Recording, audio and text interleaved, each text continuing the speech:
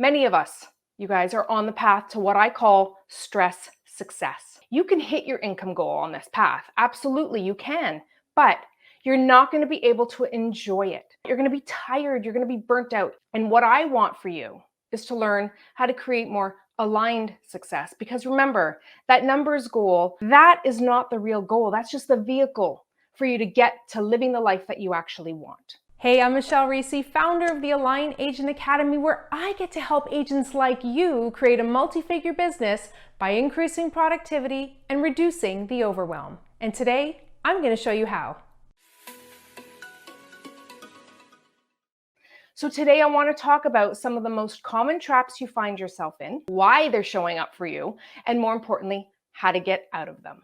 So first, let me remind you, your ability to succeed is a result of two things: skill set and mindset. We need to have the right systems, right? We have to have the right strategies, the right habits, the right structures in place in order for our business to do well. So skill set is important because it determines what actions we take.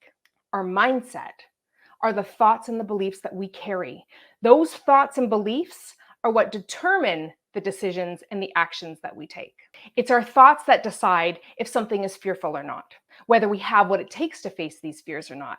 It's our thoughts that decide whether we choose to get up in the morning, get ready, show up for our day, or whether we float around, keep a little busy, but never really produce the results that we want.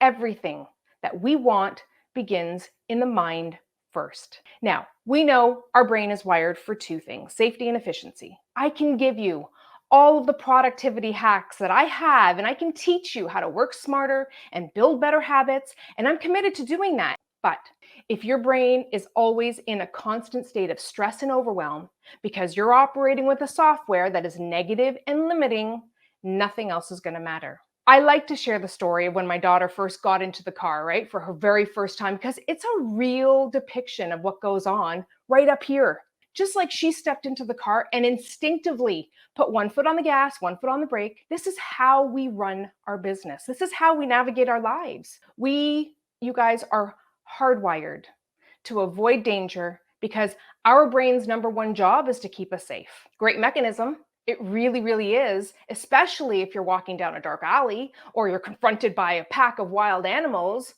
But here's what's really happening. That safety switch is getting activated when we aren't in real danger, when there really is no real threat. We've programmed ourselves that things like getting on the phone or knocking on the door are dangerous or threatening. Every time you say to yourself, I'm going to make my calls, I'm going to launch that project, or I'm going to learn that new skill, and you decide not to because your thoughts start to pop up and they start to say, you're not ready, Michelle. You're going to make a mistake. Oh my God, people are not going to like you. And then you decide to stop. Guess what you're doing?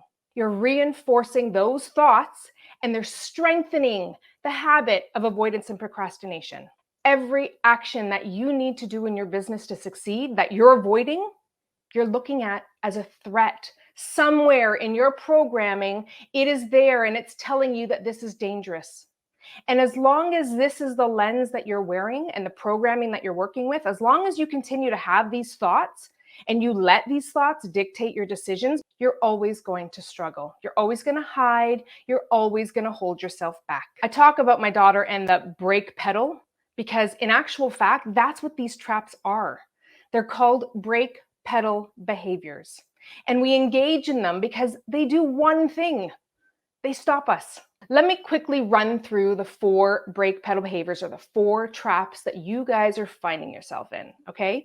The very first one is procrastination. And I'm sure we are not a stranger to that one, right? It's procrastination is you saying, I'm going to do this, and then you avoid it or put it off until later. Perfectionism is the second one.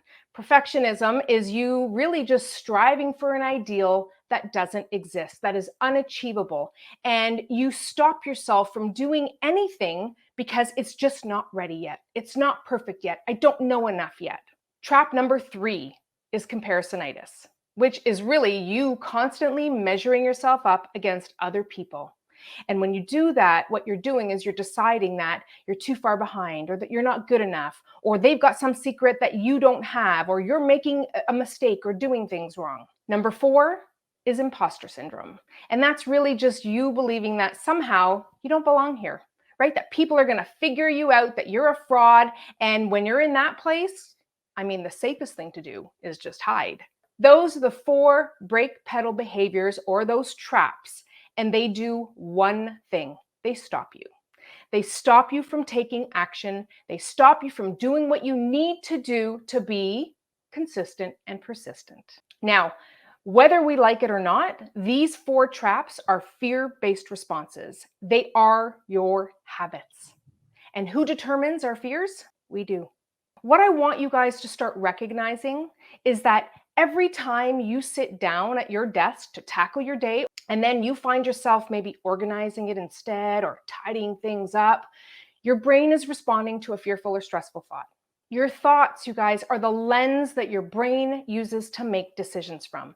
And until you can learn how to manage them, you're always going to find yourselves back in these 4 traps of procrastination, perfectionism, imposter syndrome, and comparisonitis. I want you to learn how to get to the source of what's driving your action or inaction.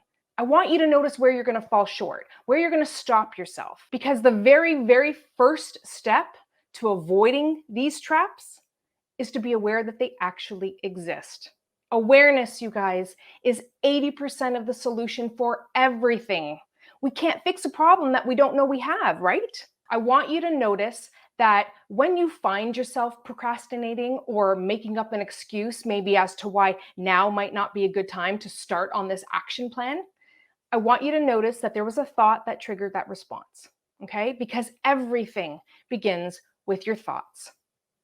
But you know what's underneath the thought? The truth. You know that you are meant for more. You know you can do hard things. You know that there's clients out there that need you and that are waiting for you. And you know how I know this? Because you're here. You made the decision to get into the business, to venture out in a world that has, new and promising and hopeful things ahead. And the only thing that you need to do is to commit. Are you interested in your success and achieving your dreams, or are you committed to it?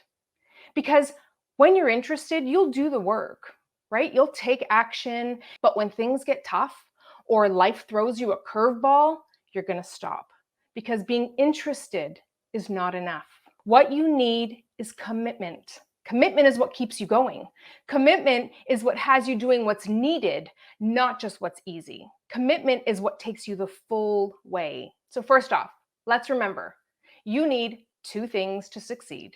You need skill set and mindset, and in both of these things, you need to be consistent and persistent with your actions. Now, what are you going to do for your mindset? Because I want to be sure that you guys are getting to the root cause of what's keeping you stuck in your business. So I want you to start noticing, what thoughts are you having? I want you to see if you can catch the thought. And I want you to start keeping a journal. It doesn't have to be fancy. You don't have to go out and buy something new unless that makes you feel good, right? You can use the notes on your phone. You can write it down. But I want you to start documenting and writing down the negative thoughts that you notice you're having. Don't judge them, just notice. And once you start collecting them, a few things are going to happen. First, you're going to notice that when you write these things down, they lose power. Because your fears, guys, they don't belong in your head. They belong on paper. When your fears live in your head, what happens to them? They grow, they magnify, right? But when you put them down on paper, you can actually look at them with your logical brain. And with your logical brain, you can question them and dissect them and reframe them, because as long as they live in your head, they grow, they strengthen, and guess what? Your logical brain does not have access to them. So they feel real, they feel big, they feel overwhelming, okay? So get into the habit of trying to catch your thoughts as you're having them. Write them down, because only when they're on paper can you really look at them and really start asking yourself, is this thought true? And one of the best things I can share with you to help you really reframe these thoughts is ask yourself, is this something I would say to my child or my younger self? And that right there is going to teach you, building that awareness muscle to really catch yourself when you are believing a thought that isn't true. Don't forget to subscribe, turn on that notification bell, and of course, if you like this video, give me a thumbs up. I look forward to seeing you guys back here, same time, same place next week. Bye for now.